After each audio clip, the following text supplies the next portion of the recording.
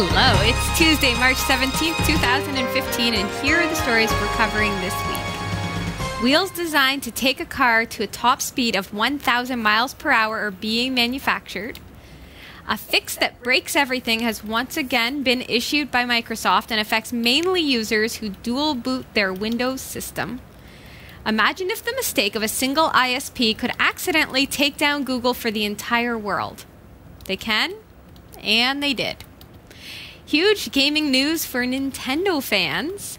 And Carbon 3D is pushing innovation in 3D printing with the demonstration of their game-changing process, which prints items in 10 minutes that would normally take 10 hours. These stories are coming right up. Don't go anywhere.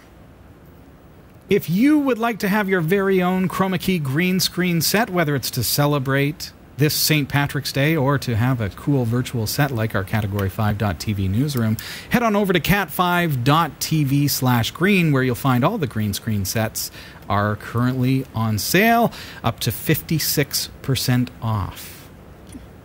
I'm Sasha Germatis, and here are the top stories from the Category 5.tv newsroom.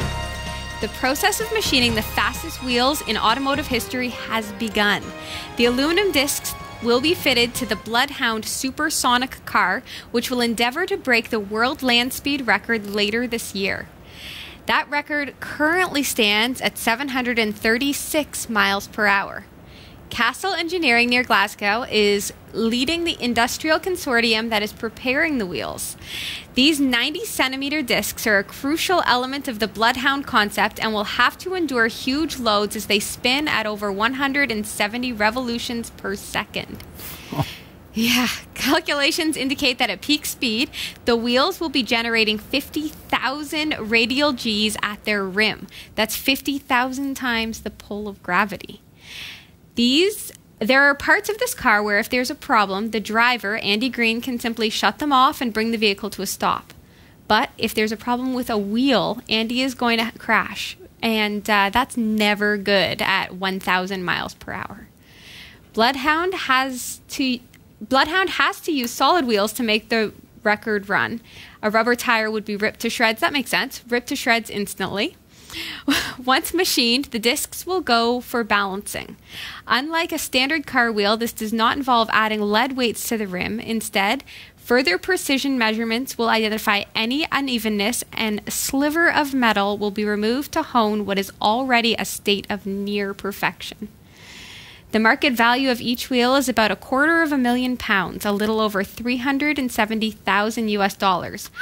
Seeing at the speed limit here is 120. Oh no, 100. 100 kilometers an hour. We won't need these tires anytime soon. Robbie, that's incredible. Wow, that is frightening. I would be so intimidated by that speed. I don't know what kind of person would want to. A crazy adrenaline seeker. I guess, yeah, that's just not me. I mean, I grew up and decided I would go into computer programming. Yeah, you're not going to drive a car at 1,000 miles per hour. No. I guess they use aluminum because it doesn't heat up. That's probably, like, you'd think about like the revolutions per second.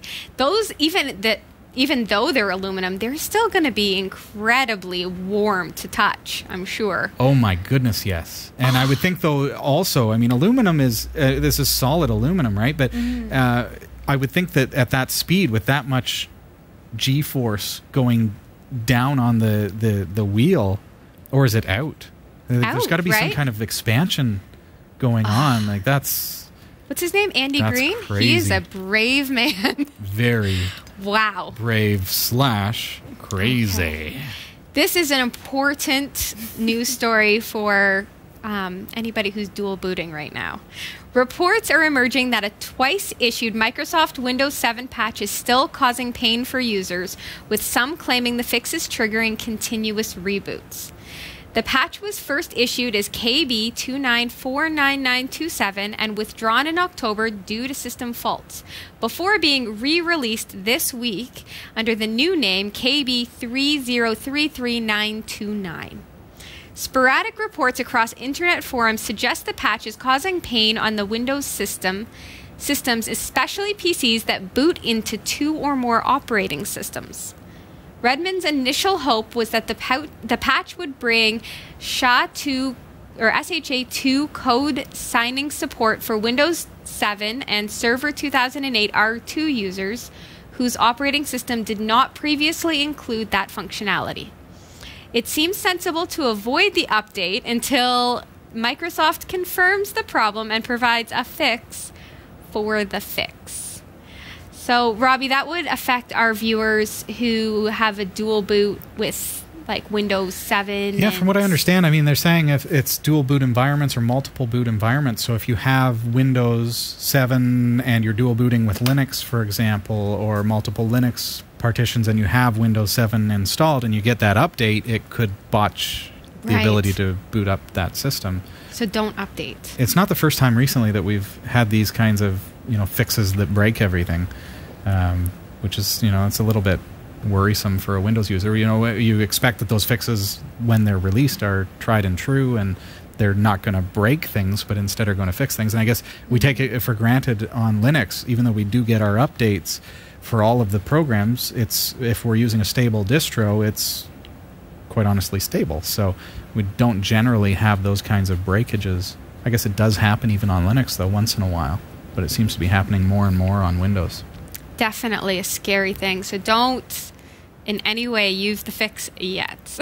That's a tough thing. Hey, whatever you do, don't update, but always update. Don't update that update. Yes. Yet. And how do you know? And what do you do? You got to hold back your KB updates, and yeah, it's a bit nightmarish.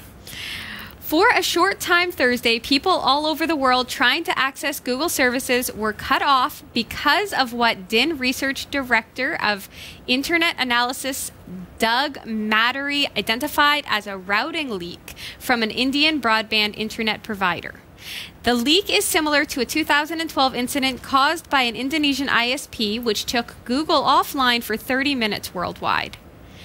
Routing leaks occur when a network provider broadcasts all or part of its internal routing table to one or more peered networks via the Border Gateway Protocol, causing network traffic to be routed incorrectly. In this case, the Indian ISP's router incorrectly announced routing data for over 300 network prefixes belonging to Google. These routes were then sent to the rest of the world, and a number of ISPs accepted them. The ISP, Hathaway, had its own routes the ISP Hathaway had its own routes to Google because the company provides better speed to Google's cloud for its users, directing traffic to the closest Google data centers. That peering is a private network connection only available to users connected to their network. Oh. Ouch. Yep. As a result, when the routing table was accidentally broadcast to the world instead of just to Hathaway's customers, much of the world was trying to access Google via Mumbai through Hathaway instead of over public internet. Well, wow. So I wonder how long on Thursday it took before Google caught on and fixed it. Probably not long. They would have noticed their traffic drop significantly. Like immediately, right? It's, how quickly does the change to fix it propagate back? It would take, I would think I don't know if Hathaway would have to determine the problem and push out a fix, or what would happen at that point. I'm sure that Mr. Google was on the phone with Hathaway immediately. Yeah, I'll say. We have a problem here, Houston. You've broken the internet. You typed Google into Google and you broke the internet. Like Kim Kardashian. Nintendo has finally succumbed to the market and is collaborating with Japanese developer DNA to create new games for smartphones. Wow. I know. The gaming giant said that existing games built for other Nintendo platforms like the Wii U and 3DS will not be transferred. However, all of Nintendo's intellectual property will be eligible for development.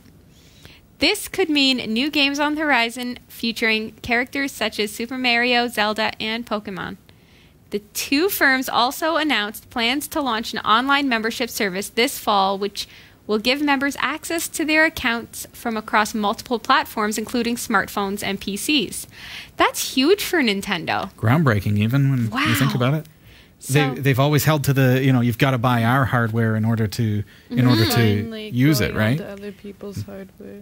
Now, are we going to start seeing Samsung, apps on Android and things like that? That's incredible. I could see it definitely moving to the apps, like just having Nintendo games on apps. Oh, that would be horrible for me because I really like Nintendo games. And on actual Nintendo devices? Well, I haven't played them in years. I had a Super Nintendo, which was a big deal for me, but I haven't played. I don't have a Wii or anything. Okay. But I like downloading downloading a game to my phone that would be as addicting as Super Mario Brothers would be horrible. Yes. No, it would be wonderful. Wonderful. And it would be wonderful, but horrible. It's amazing that they have finally said, okay, now like they're really late in the game. I got to admit, like they are finally saying, "Oh, the smartphone is going to become popular." Well, who's going out and buying a 3DS for themselves anymore? It's maybe some kids have it for sure, but I'm not going out to buy one because you've got it on your. It's going to waste so much of my time. I know. I'm going to love it and I hate it all at once. Oh, no. A 3D printing process that harnesses light and oxygen has been demonstrated at the TED conference in Vancouver, Canada. Carbon 3D said its game-changing process could make objects such as car parts, medical devices, or shoes. The technique was inspired by Terminator 2, in which the T-1000 robot rises from a pool of metallic liquid.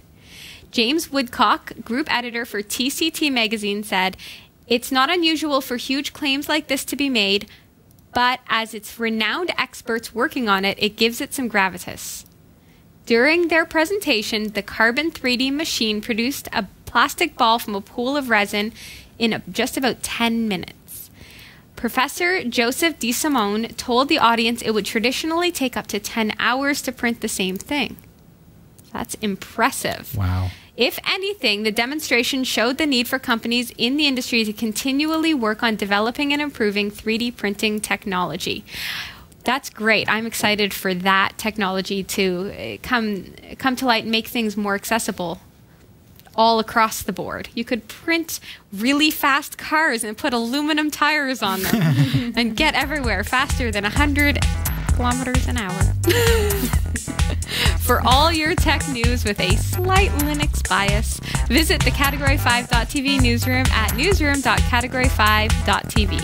For the Category5.tv newsroom, I'm Sasha Dermatis.